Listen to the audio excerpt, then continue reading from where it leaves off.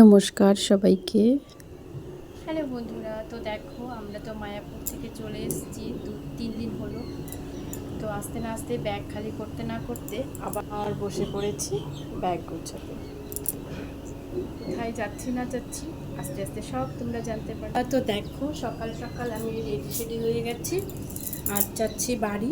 তো ব্যাগপত্র সব গুছানো হয়ে গেছে, এখন আমরা বেরোবো।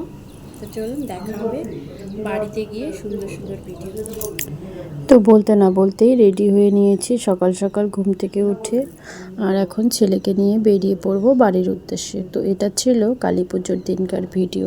তো সবাইকে ভিডিওর শুরুতে একবার নমস্কার জানাই। আশা করি আপনারা সবাই ভালো আছেন।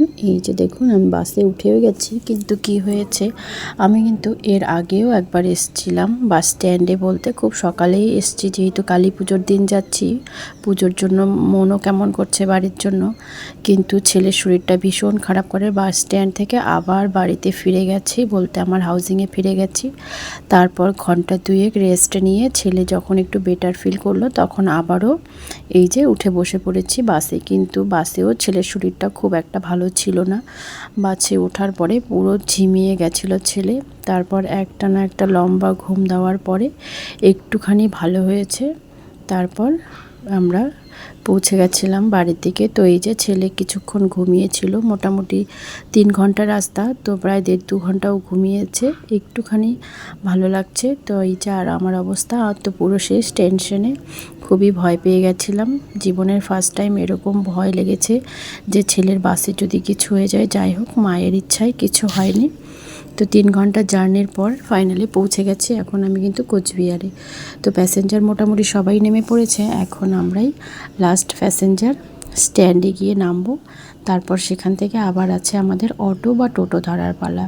তো এই যে বলতে বলতে বাস স্ট্যান্ডে পৌঁছেও গেছি, এখন আমি নেমে একটা অটো ধরে নিব। তো এই যে একটা অটো আমরা পেয়েও গেছি। আর দেখুন গ্রামে ঢুকতে না ঢুকতেই চারদিকে কত সুন্দর সবুজ পরিবেশ। তো বেশ, এখন চলুন দেখা হবে বাড়িতে গিয়ে।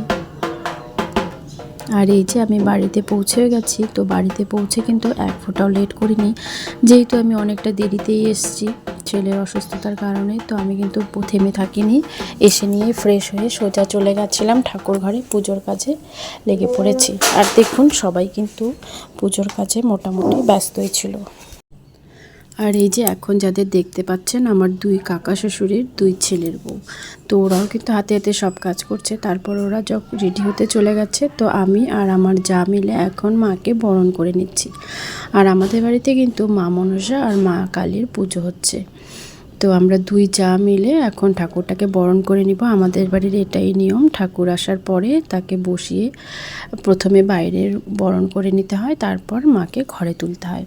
তো এটা আমাদের যেহেতু ছাদে মন্দির, আপনারা সবাই জানেন আগে যারা ভিডিও দেখেছেন। তো আমাদের মন্দির কিন্তু ছাদে, তো এখন এই ছাদেই পুজো হচ্ছে। তো আমরা একটুখানি নিয়মকানুন করে চেষ্টা করছি মাকে ঘরে তোলার। তো শাশুড়ি যেহেতু অন্য কাজে ব্যস্ত ছিল, তো আমরা 2 বউ মিলে, আমার বড় যা আর আমি মিলে বরণ করে নিচ্ছি মাকে। তারপরে মাকে ঘরে তুলে নিয়ে ব্রাহ্মণ মশাইও এসেছেন, তো তিনি এবার পুজো করবে, তারপর আমাদের অঞ্জলি দেওয়ার পালা। তো বরণ কিন্তু খুব একটা করতে পারি না, ওই দেখে দেখে যা শেখা। তো আমার শ্বশুরবাড়িতে কিন্তু সেরকম নিয়ম নেই, শাশুড়ি একদম বাধা ধরা কিছু নেই যে এরকম করো সেরকম করো। তো আমরা দেখে দেখে যা শিখেছি সেটুকুনি প্রদীপ দেখিয়ে ঘণ্টা বাজিয়ে ঢাক তো আছেই। তো সাধারণত ঠাকুর যেরকম পুজো করি সেরকম করেই বরণ করতে হয়। তো এবার সেরকমটাই মাকে বরণ করে নিচ্ছি।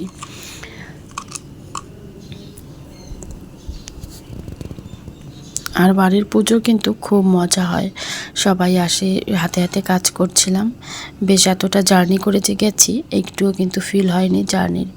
অন্যান্য দিন যদিও শরীর খারাপ লাগে, কিন্তু আজকে যেহেতু পুজোর কাজ, তো যাওয়ার পরেই কিন্তু পুরো পুজোর কাজে লেগে পড়েছিলাম। তো আমাদের পুজোটা মোটামুটি সন্ধ্যাতেই হয়ে গেছিলো। তো এবার বরণ শেষ, এই যে এবার মাকে তোলার পালা। তো এই যে আমার কাকা শ্বশুরের ছেলে আর আমার ভাসুর মিলে, বলতে দাদা, 2 জন মিলে ঠাকুরটাকে ঘরে তুলে নিচ্ছে। তখন আমার হাজব্যান্ড যেহেতু পৌঁছায়নি, ওর ডিউটিতেই ছিল, তো এদিকে পুজো কিন্তু শুরু হয়ে গেছে, আর এই যে এখানে ধনুচি ধরানো হচ্ছে। তো চলুন।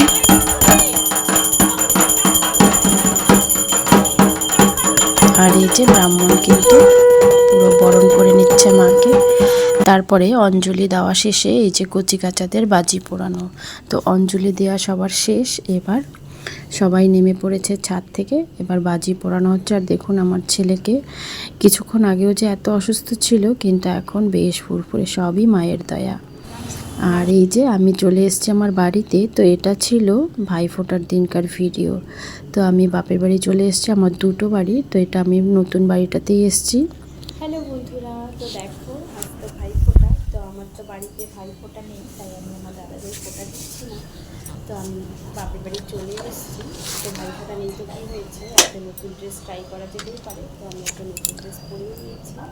আর আমার শ্বশুরবাড়িতে যে ভাইফোঁটা আছে, আমার ছেলে কিন্তু চলে গেছে আমাদের হাতেও ফোঁটা নিতে। আর আমি এখন রেডি সেডি হয়ে গিয়েছি, আমরা আজকে যাচ্ছি না। তো আমার ছেলে একটু পরেই চলে আসবে ওর আমাদের সঙ্গে, কাকিমণির সঙ্গে একসাথে করে। তারপর আমি এখান থেকে উঠে যাবো, যাচ্ছি ননদ বাড়ি। খুবই মজা হবে ভাইফোঁটার দিনে ননদ বাড়ি। তো দেখা হবে ননদ বাড়ি গিয়ে। টাটা। তো আজ ছিল আমাদের ননদ বাড়িতে নিমন্ত্রণ, বলতে আমার কাকা শ্বশুরের মেয়ের বাড়িতে। তো দিদির বাড়িতেই যাচ্ছি আমরা, আমার দুই যা, কাকা শ্বশুরের ছেলের বউ, আমি, আমার ছেলে আর ওদের ছেলে মেয়েরা মিলে যাচ্ছি ননদ বাড়ি। তো এই যে এইদিকে বসেছি আমি, আমার ছেলে আর আমার জায়ের ছেলে। তো এই যে ফাইনালি পৌঁছে গেছি, কিন্তু খাওয়া দাওয়া শেষে বসে পড়েছি। আর এই যে এখন ওদের বাড়ির কাছেই যেহেতু মেলা, দিনহাটায় অনেক বড় কালীর মেলা, তো এখন চলছে রেডি সেডি হওয়ার পর্ব। তো যে যার মতো রেডি হচ্ছে, এখন যাব আমরা সবাই মিলে মেলায়। আর এই যে যে হ্যালো বলছে, সে হচ্ছে দিদির মেয়ে, বলতে ভাগ্নি, ননদের মেয়ে।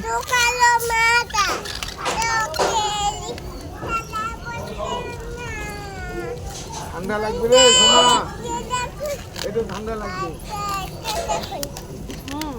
চোখের ইশারা বোঝে না। দেখুন পুচকুটার কি অবস্থা, নিজের নামই বলতে পারে না, অথচ পাকা পাকা কি সুন্দর গান বলে যাচ্ছে। তো এই যে আমরা রাত্রেবেলা রেডি সেডি হয়ে চলে এসেছি মেলা দেখতে। আর যে ভাগ্নিটাকে দেখালাম, সে ভাগ্নিটারও কিন্তু কিছুদিন পর বিয়ে, আপনারা আবারও সেই বিয়ের ভিডিওগুলোও দেখতে পারবেন। কিছুদিন পর আবারও আসবো সেই ভাগ্নির বিয়েতে, তখন আবারও সেই দিদির বাড়ি আসা হবে। তো এবার চলুন প্যান্ডেলের ভেতরে যাই। মেলায় এসছি, মায়ের মেলায় মাকে দেখাবো না তাই কখনো হয়? এই যে মায়ের সেই সুন্দর অপরূপ দৃশ্য। তো এই মায়ের মন্দির, মায়ের উচ্চতা কিন্তু অনেকটা, সঠিক করে বলতে পারবো না, তবে একদম উপর দিকে মাথা করে মাকে দেখতে হয়, এত লম্বা চওড়া ঠাকুর। তো এবার আর প্যান্ডেলটাকে দেখাচ্ছি, প্যান্ডেলটা পুরো কিন্তু শিবলিঙ্গ দিয়ে সাজানো, খুবই সুন্দর ছিল। ফটোতে যতটা না ভালো লাগছে, রিয়েলি কিন্তু এর থেকেও বেশি সুন্দর ছিল। তো এবার মেলা থেকে বেরিয়ে আমরা এবার, বলতে প্যান্ডেল থেকে বেরোয় এবার আমরা মেলার মাঠে ঢুকবো। দেখি আর যত কচিকাচা এসছে সবগুলোকে নিয়ে মেলা ঘোরানো সম্ভব নয়, বড় মানুষের থেকে বাচ্চা মানুষ বেশি হয়ে গেছে, যেহেতু আমার দুই জায়ের দুই চারটা ছেলে মেয়ে, আমার 5টা ছেলে মেয়ে। তো সামলানো খুবই মুশকিল হয়ে যাচ্ছিলো। আমরা একটুখানি মেলার এদিক সেদিক ঘুরেই কিন্তু বেরিয়ে গেছিলাম। তো আজকের ভিডিওটা এইটুকুই, আবার দেখা হবে নতুন কোনো ভিডিওতে। ভালো লাগলে একটা লাইক কমেন্ট করে দেবেন।